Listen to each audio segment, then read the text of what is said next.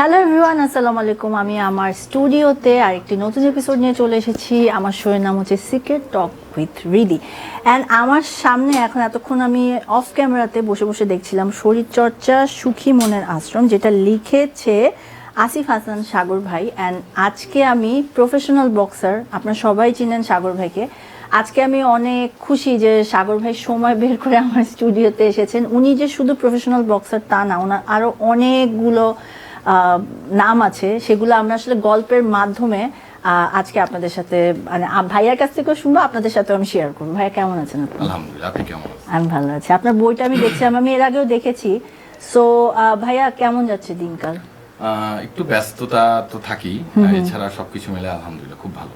আচ্ছা, আপনি তো লাইক ফিটনেস আইকন হিসাবেও আপনাকে অনেকে জানে। জি হ্যাঁ, সো এখন পর্যন্ত কত মানুষকে ফিট করেছেন?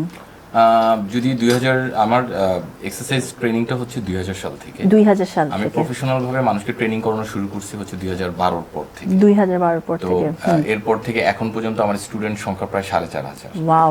এবং আমি বিভিন্ন জিমের প্রাথমিক পর্যায়ে বিভিন্ন জিমের ফিটনেস ট্রেনার হিসেবে কাজ করছি, তারপর বিভিন্ন 5 স্টার হোটেলে ফিটনেস ট্রেনার হিসেবে কাজ করছি। মানে ফিটনেস জার্নিটার প্রতি আমার একটা ক্ষুধা ছিল, কারণ আমি সবসময় চাইছি যে বাংলাদেশের মানুষ অন্তত সুস্থ থাকুক, ভালো থাকুক। তো সেটার জন্য কি করা যায়, কি কি ওয়ে আছে, সেটা নিয়ে আমি দীর্ঘদিন বলা যায় স্টাডি করছি। করার পর আলহামদুলিল্লাহ এই যে 2025-এ এসে আমার এই বইটা রিলিজ হলো, এবং এই বইটা রিলিজের মানে সাথে সাথে আমার অনেকগুলো দরজা খুলছে।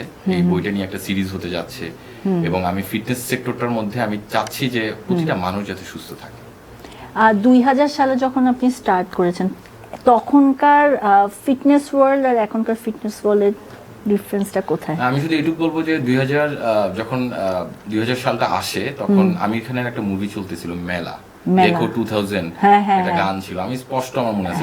ওই সময় থেকে আমার আসলে ব্যায়ামের যাত্রা শুরু। কোন জিমে ছিল এটা ঢাকাতে? তখন তো কোনো জিমই ছিল না।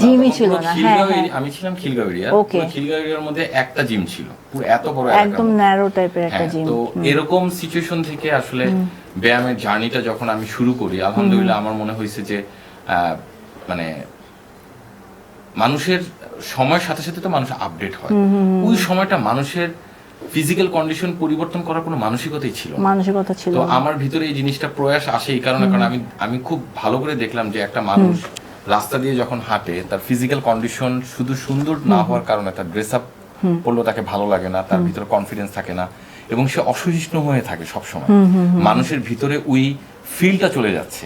কারণ আপনি যদি মোটা হন, আপনি একটু পরপরই ঘামাবেন, আপনার বিরক্ত লাগবে। ঘাম মানুষের বিরক্তির একটা কারণ। আপনি যদি পরিশ্রম করে ঘাম বের করেন, ওইটা আরেক হিসাব। কিন্তু আপনি যখন এমনি আনফিট হওয়ার কারণে যখন আপনার ঘাম আসবে, আপনার কাজ দাঁড়ায় থাকতে ইচ্ছা করবে না, আপনার কিন্তু মেজাজ বিটগিটে হবে। তো তার থেকে এটা বেটার না যে আমি ফিট থাকি, সুস্থ থাকি। আমাদের দেশে মানুষের তো এটাই প্রবলেম যে কেউ নিজের স্বাস্থ্যকে নিয়ে যত্ন নিতে চায় না।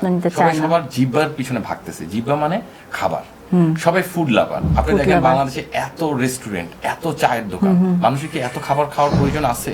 পৃথিবীর কোনো দেশে এত চায়ের দোকান নাই, বাংলাদেশে যে পরিমাণ চায়ের দোকান আছে। এবং এই চায়ের দোকান থেকেই আড্ডার উৎপত্তি, এবং এই চায়ের দোকান থেকেই মানে একটা অদ্ভুত রকমের পরিবেশ সৃষ্টি হয়, গ্যাংবাজি তৈরি হয়, টিনেজার পোলাপেন এখানে এসে আড্ডা মারে। এবং এই ধরনের দুধ চা যেটা আমরা খাচ্ছি, এটা আমাদের বডিতে কি ধরনের নেগেটিভ এফেক্ট পড়তেছে, এগুলো কিন্তু কেউ ভাবতেছি না। তো আমরা খেয়ে যাচ্ছি, আমরা রেস্টুরেন্টে খাচ্ছি, আমরা সব জায়গায় খাচ্ছি। খেতে খেতে কি হচ্ছে, আমাদের ব্রেন ওয়ার্কটা হচ্ছে না, আমাদের পাকস্থলী বড় হয়ে যাচ্ছে। আমরা মানে আমাদের মাথার মধ্যে সারাক্ষণ একটা জিনিসই যে আমরা ভালো খাবার খাবো। তো ফিজিক্যাল কন্ডিশন নিয়ে আমি এতদূর আসার একটাই কারণ, সেটা হচ্ছে যে প্রতিটা মানুষের ভিতরে এই স্বাস্থ্য জ্ঞানটা আমি ঢুকাইতে চাই, এবং এমনভাবে তাদের ভিতরে আনতে চাই যে তারা যাতে সব সময় নিজেদের ভেতর ওই মানে প্রশান্তিটা যাতে ফিল করতে পারে। কারণ আপনি যদি পারফেক্ট ফিট থাকেন, আপনার ভিতরে অলওয়েজ প্রশান্তি ভিতরে কাজ করবে। কিন্তু আপনার ভিতরে যদি ওই ফিটনেসটা না থাকে, আপনার সবসময় একটা অশান্তির মধ্যে থাকবে। ওইটা থেকে আসলে আমাদের সোসাইটিটা এই যে উত্তেজনা, রাগ, ঘৃণা, প্রতিহিংসা, সোসাইটির যে নেগেটিভ যে ক্রিয়েশনটা হচ্ছে আনফিট থাকার কারণে।